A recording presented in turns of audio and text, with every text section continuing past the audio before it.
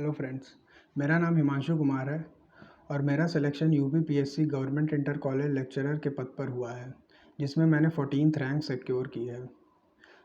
सबसे पहले मैं इकोनॉमिक्स प्रिपरेशन का धन्यवाद करना चाहता हूं कि इस वीडियो के माध्यम से मैं अपनी एग्ज़ाम की स्ट्रेटजी आप सबके साथ शेयर करने वाला हूं। इस वीडियो के 2 पार्ट होने वाले हैं।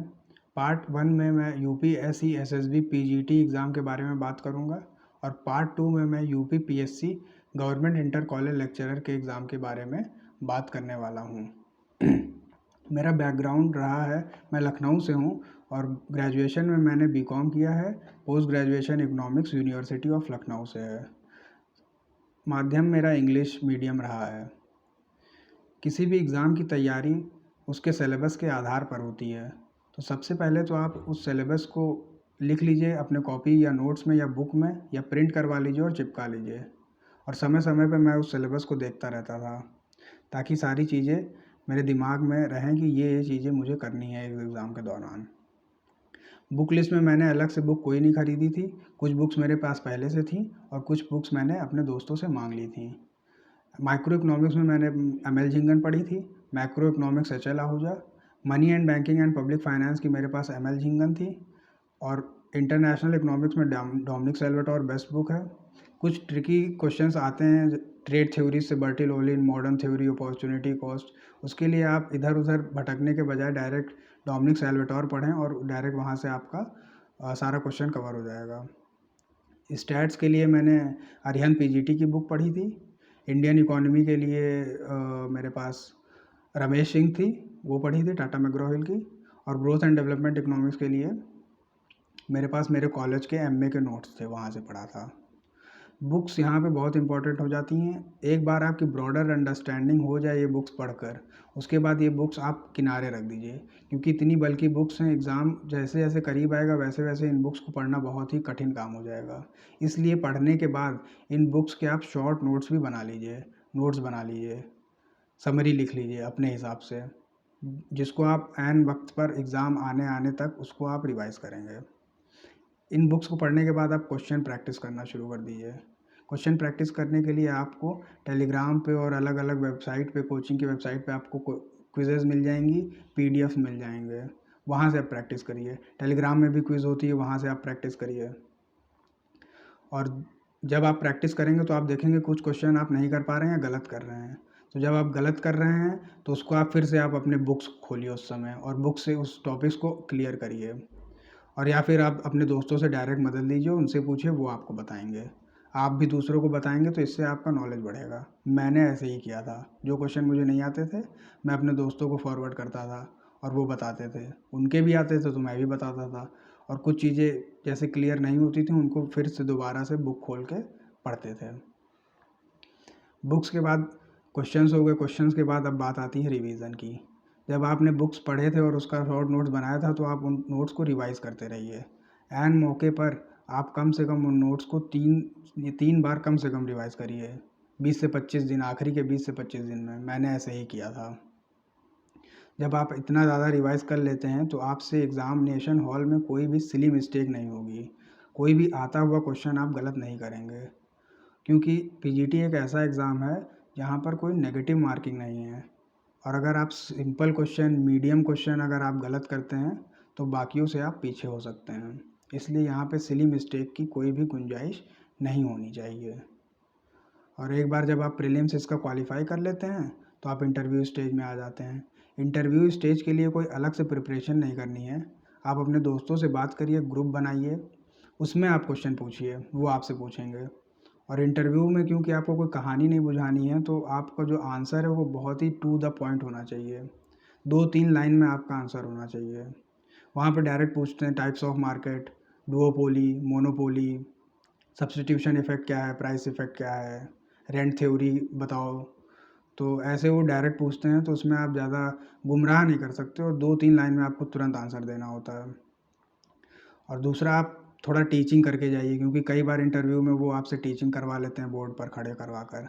उसके लिए आप अपने घर में मिरर प्रैक्टिस खड़े होकर पढ़ा कर जाइए। 2-3 बार आप घर में कर लेंगे, उससे आपको अच्छा खासा कॉन्फिडेंस आ जाएगा। आप आई कांटेक्ट रखिए, बस बेसिक से यही सब चीज़ें हैं, इंटरव्यू आपका अच्छा हो जाएगा। तो ये सब मैंने फॉलो किया था अपने पीजीटी एग्ज़ाम में। अनफॉर्चुनेटली मेरा इस एग्ज़ाम में सिलेक्शन नहीं हो पाया था, 3 नंबर से नहीं हो पाया था। अब आते हैं UPPSC government inter college lecturer exam पे। इस एग्ज़ाम के 2 स्टेज हैं, प्री है, मेंस है। प्री के नंबर मेरिट में नहीं जुड़ते हैं, सिर्फ मेंस के नंबर मेरिट में जुड़ेंगे और उसी के बेसिस पर आपका सिलेक्शन होगा। Prelims is of only qualifying nature. Pre में सेक्शन ए है, सेक्शन बी है। सबसे पहले तो इस एग्ज़ाम की एक मिथ्या को मैं ख़त्म कर दूं, जो मिथ है एक यहाँ पर कि इस एग्ज़ाम को वही क्वालिफाई कर सकते हैं जिन्होंने यूपीपीएससी के मेंस लिख रखे हैं या यूपीएससी के मेंस लिख रखे हैं। ऐसा कुछ भी नहीं है। यदि आपकी सब्जेक्ट पर अच्छी पकड़ है और आप थोड़ा बहुत लिख के प्रैक्टिस कर सकते हैं तो आप इस एग्ज़ाम को बिल्कुल क्रैक कर सकते हैं। मैंने और मेरे साथियों ने कोई भी मेंस नहीं लिखा था अभी तक। ये पहला हमारा लिखने का कोई एग्ज़ाम था और इसमें हम लोगों ने सिलेक्शन पाया है। तो इस जैसा मैं कह रहा था, प्रीलिम्स के 2 सेक्शन हैं, section A and section B. Section A GS है आपका 40 क्वेश्चंस और सेक्शन बी आपका सब्जेक्ट है 80 क्वेश्चंस। आयोग के एग्ज़ाम में नेगेटिव मार्किंग 1/3 होती है।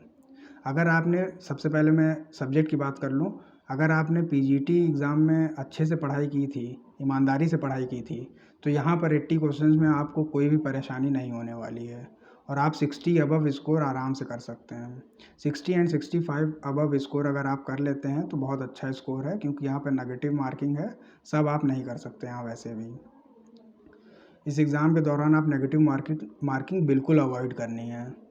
इसके बाद मैं जीएस की बात कर लूँ, ये 40 क्वेश्चन जीएस के लिए 11 पार्ट्स आयोग ने सिलेबस में रखे हैं। सेम ऐसा ही UP HESC higher educational services commission में असिस्टेंट प्रोफेसर के एग्ज़ाम में भी 30 क्वेश्चन जीएस के और 70 सब्जेक्ट के आते हैं और उस 30 में भी सब कुछ आता है। आयोग ने यहाँ पर 11 चीज़ें दे रखी हैं 40 क्वेश्चन के लिए बस। यानी उन्होंने ecology, environment, economy, polity, geography और हिस्ट्री, आपका mathematics, science, current, UP special, ये सारी चीज़ें दे रखी हैं। इतना सब कुछ कैसे तैयार किया जाए, ये सब तैयार करने के लिए आप तो अगर आपने पहले से कोई पढ़ाई कर रखी है जीएस की तो आप उसको फॉलो करिए, वो आप अच्छे से फिर से दोबारा से पूरा रिवाइज़ करिए और क्वेश्चन प्रैक्टिस करिए। और जिसने कभी कुछ भी नहीं पढ़ रखा है जीएस, वो कैसे 40 क्वेश्चन की तैयारी करे? उसके लिए वो 2 तरीके हैं। एक तो वो लूसेंट या अरिहंत ले ले जीएस की, उसको पढ़े। और यहाँ पे मैं अरिहंत सजेस्ट करूँगा क्योंकि मेरे पास अरिहंत थी, मैं अरिहंत से पढ़ा था पहले से। लूसेंट के मुकाबले वो ईजी बुक है थोड़ा पढ़ना उसको। और दूसरा तरीका ये है कि आप कोचिंग इंस्टीट्यूट्स के समरी नोट्स ले लीजिए जो ऑनलाइन फ्री में अवेलेबल हैं। जैसे इकोलॉजी का 30-40 पेजेस का मिल जाएगा, हिस्ट्री का आपको 100 पेजेस का मिल जाएगा, पॉलिटी का 100 पेजेस का मिल जाएगा, तो आप वहाँ से पढ़ लीजिए। वो मतलब एक तरह से इतना सारा वास्ट सिलेबस को कवर करना तो आपको थोड़ा इजीली हो जाएगा वो। और प्रीवियस ईयर आप क्वेश्चन लगा लीजिए, प्रीवियस ईयर क्वेश्चन लगा लीजिए। टेस्ट के प्रैक्टिस करिए, टेस्ट सीरीज़ ले लीजिए, एक से ज़्यादा ले लीजिए ताकि वैरायटी ऑफ क्वेश्चन मिले आपको। इकोनॉमिक सब्जेक्ट के लिए भी बोल रहा हूँ एक से ज़्यादा, क्योंकि उससे क्या होता है आपको अपना लेवल पता चल जाता है। जैसे जीएस की बात कर लें, जब आप टेस्ट दे रखे होंगे तो आपको पता होगा कि आप 25 अटैम्प्ट सही कर पा रहे हैं या 15 कर पा रहे हैं या 10 कर पा रहे हैं। अगर आप 25 अटैम्प्ट कर रहे हैं तो आप एग्ज़ामिनेशन हॉल में भी 25, 27, 8 तक ही अटैम्प्ट करिए, क्योंकि मोर और लेस एग्ज़ाम इसका कठिन ही आता है, इजी तो बिल्कुल भी नहीं आता है, मीडियोकर भी नहीं आता है। और जैसे आपका लेवल अगर 15-16 क्वेश्चन तक है तो आप 15-16 एग्ज़ामिनेशन हॉल में भी ज़्यादा नहीं करेंगे, क्योंकि आपको हर हालत में नेगेटिव मार्क्स को अवॉइड करना है। मैंने क्या किया था, 40 क्वेश्चन जीएस की स्ट्रेटजी मेरी ये थी कि मैंने सिर्फ 17 क्वेश्चन अटैम्प्ट किए थे और वो 17 के 17 मेरे सही थे। एक भी नेगेटिव मार्क्स मैंने अपने पास नहीं रखा, सबको अवॉइड कर दिया। इस तरह से आप अगर फॉलो करेंगे तो आपका प्रीलिम्स क्वालिफाई हो जाएगा। इसमें 13 गुना प्रीलिम्स में 13 गुना बच्चों को क्वालिफाई करके मेंस में बुलाया जाता है। अब मेंस की बारी में ये है कि मेंस में 2 पेपर हैं, एक आपका हिंदी पेपर है और एक आपका सब्जेक्ट पेपर है। अभी तक आपने जो कुछ भी पढ़ रखा है सब्जेक्ट में, वो सब आपके बिल्कुल भी काम नहीं आने वाला है, वो सब आपके बस दिमाग में है। अब बारी ये आई कि आपको वो सब दिमाग से आपको अपनी पेन के द्वारा अपनी कॉपी में उतारना है। तो सबसे पहले मैं हिंदी की बात कर लेता हूँ। हिंदी में 2 पार्ट हैं, 100 नंबर का पेपर है, पार्ट 1 एंड पार्ट 2। पार्ट 2 निबंध है और पार्ट 1 में आपकी जनरल हिंदी है। इस जनरल हिंदी में भी आयोग ने 17 चीज़ें डाल रखी हैं। मुहावरे, लोकोक्तियाँ, अनेकार्थी, देशज विदेशज, विलोम, पर्यायवाची, विशेषण और अनेक चीज़ें इन्होंने डाल रखी हैं। उन अलग अलग चीज़ों को पढ़ने के लिए आप यूथ पब्लिकेशन की बुक लीजिए। मेरे पास वही थी, मैंने वही फॉलो की थी। और एग्ज़ाम से पहले घटना चक्र बुक आती है, उसमें थ्योरी मिलेगा आपको। यूथ पब्लिकेशन में यूपी के अभी तक जितने भी एग्ज़ाम हुए हैं हिंदी के, वो आपको मिल जाएगा प्रीवियस ईयर। उससे आपको आइडिया हो जाएगा कि कैसा क्वेश्चन आता है। वहाँ पे आप अगर सिर्फ आयोग के एग्ज़ाम्स को ही फॉलो कर लेंगे तो भी मोर देन सफिशिएंट है वो। और टेस्ट सीरीज़ आप प्रैक्टिस करते रहिए। टेलीग्राम में प्रैक्टिस करिए फ्री, कहीं भी कुछ भी मिल जाए उसको प्रैक्टिस करिए। बचे हुए 50 क्वेश्चंस जो एस्से हैं वहाँ आप अच्छा स्कोर कर सकते हैं। वहाँ अच्छा स्कोर करके इधर नॉर्मल स्कोर करके आप हिंदी को एकदम अच्छा बना सकते हैं अपना। जो हिंदी बैकग्राउंड के नहीं हैं उनके लिए भी, और जो हिंदी बैकग्राउंड के हैं जिन्हें हिंदी पढ़ रखी है 12th तक, तो उनके लिए तो काम आसान है। जिन्होंने हिंदी 10th तक पढ़ रखी है वो भी इसको अच्छा कर सकते हैं। बस आप निबंध बहुत अच्छा करना होगा आपको। निबंध में आपको वही टॉपिक पढ़ने हैं जो आप जिसमें कंफर्टेबल हैं।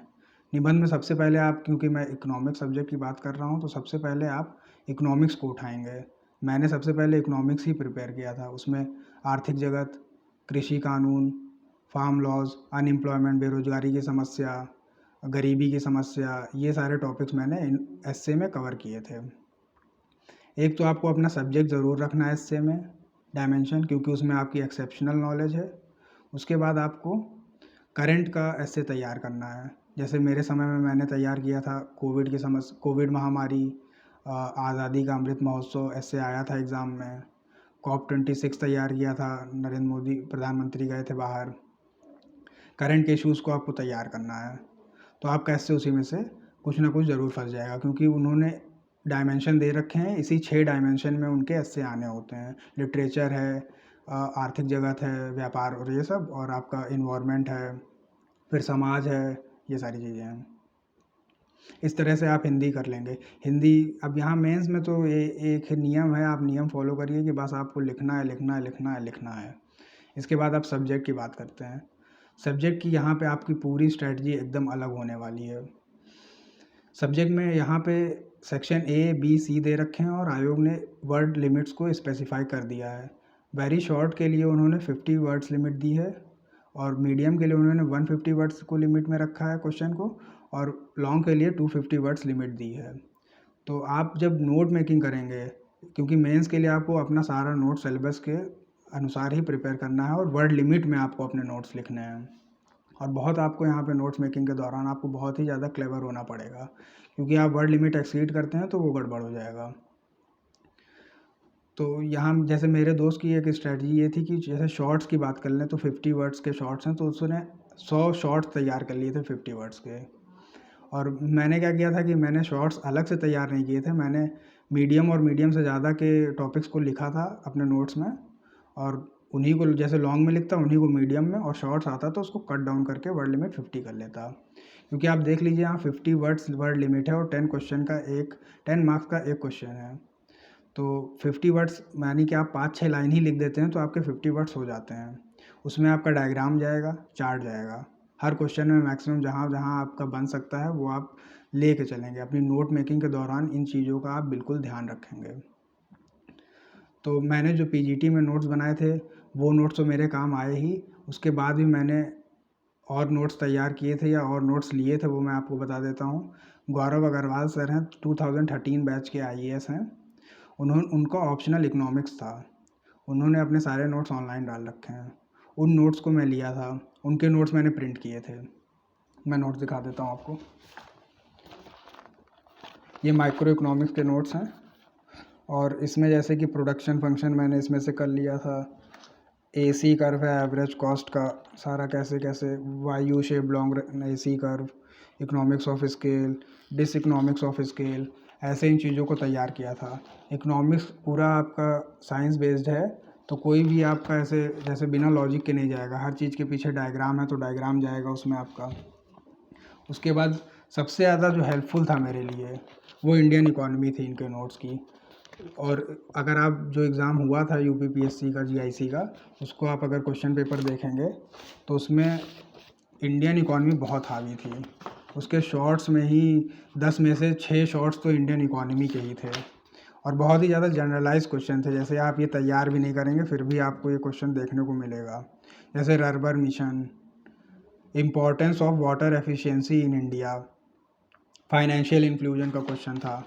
तो ये सब बेसिक क्वेश्चन आपको जनरल क्वेश्चंस हैं जो आपको ब्रॉडर अंडरस्टैंडिंग के दौरान ही आएगा। इंडियन इकोनॉमी में जैसे मैंने सर के नोट से क्या कैसे तैयार किया था, यहाँ पे सारे मार्कर लगे हुए हैं। एलपीजी तैयार किया, पॉवर्टी तैयार किया सर के नोट से, नेशनल फूड सिक्योरिटी एक्ट तैयार किया, एमएसएमई है, नरेगा है, ऐसे ही कई चीज़ें, एग्रीकल्चर है और ग्रीन रेवोल्यूशन है। ये सारी चीज़ें मैंने सर के नोट से पढ़ी थी और काफ़ी हेल्पफुल हुआ मेरा। तो इस तरह से यूपी पीएससी की पूरी जीआईसी की ये रणनीति रही है मेरी। और इसके बाद मैं लास्ट में इस वीडियो के नीचे मैं अपने लिंक दे देता हूँ अपने चैनल का और मेरा कॉन्टैक्ट नंबर। अगर आपको कोई क्वेरी हो तो आप मुझसे डायरेक्टली कॉन्टैक्ट कर सकते हैं। Thank you.